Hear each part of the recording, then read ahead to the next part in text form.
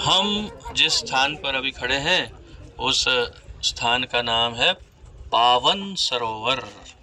क्या है? पावन। पावन अर्थात क्या? पावन का क्या अर्थ होता है? हाँ?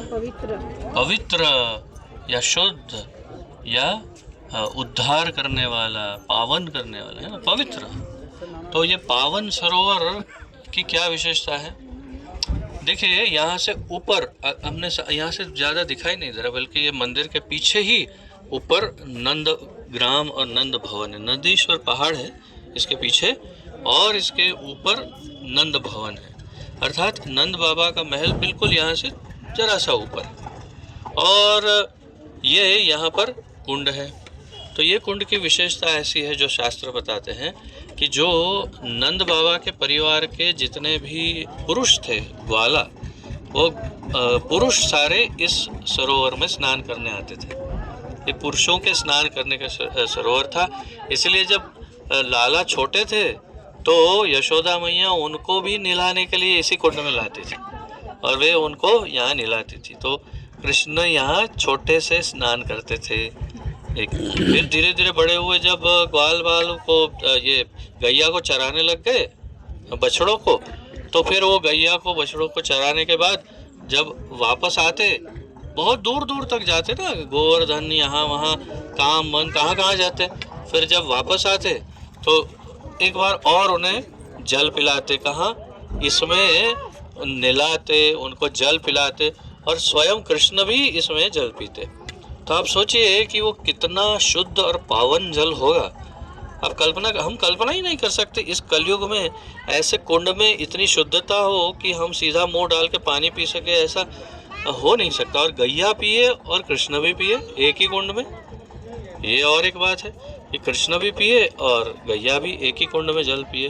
तो ये उस प्रकार भी है कि कृष्ण और गैया सभी इसमें जल पीते।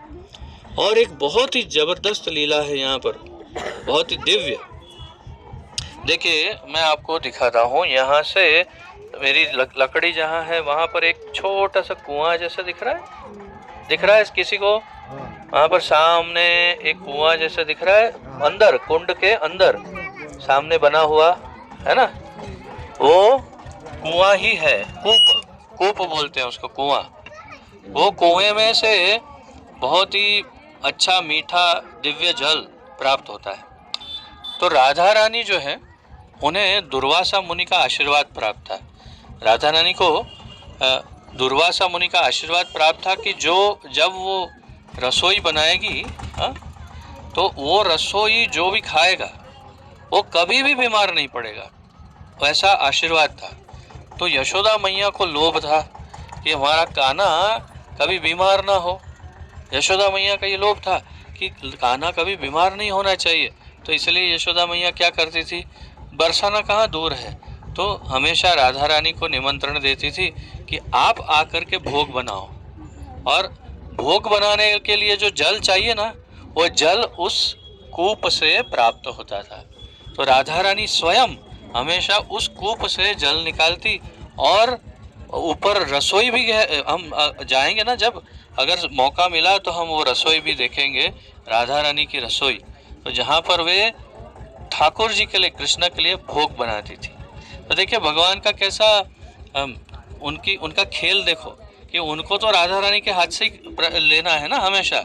तो उन्होंने इसलिए दुर्वासा मुनि से आशीर्वाद दिलवा दिया कि जब वो उनका आशीर्वाद मिल जाएगा तो यशोदा मैया कहेगी हाँ राधा रानी तुम ही बनाओ, और उनके मन की हो जाएगी। क्योंकि कृष्ण को तो सबसे अधिक तो वही पसंद आएगा ना जो राधा रानी बनाएगी। तो इस प्रकार हमेशा नित्य जब तक यहाँ रहे ठाकुर जी, तब तक राधा रानी उनके लिए यहाँ भोग बनाती और वो जल उस कूप में से निकालती। तो ऐसी ऐसी यहाँ पर अनेक दिव्य लीलाएं हैं। और अब देखिए प्रभु, थोड़ा सा इधर हो जाएंगे थोड़ा। हाँ, देखिए सामने बिल्कुल उस कोने पर एक मंदिर सा छोटा दिख रहा है ना, उस जगह पर श्रील सनातन गोस्वामी की भजन कुटीर है। वास्तव में प्राचीन थोड़ा मकान था, पर पिछले साल हम जब आए देखा कि पूरा सब तोड़ दिया, तो शायद अब नया बनाएंगे।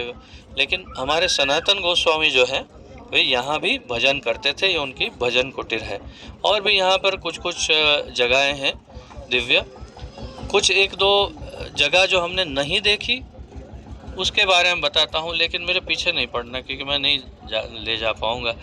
हम जहाँ जिस रास्ते से आए बीच में यशोदा मैया का एक मक्खन का पुराना प्राचीन मटका ज़मीन में गाढ़ा हुआ रखा हुआ है। आप में से आधे भक्तों ने तो कम से कम देखा होगा, जो हर साल हमारे साथ आते हैं।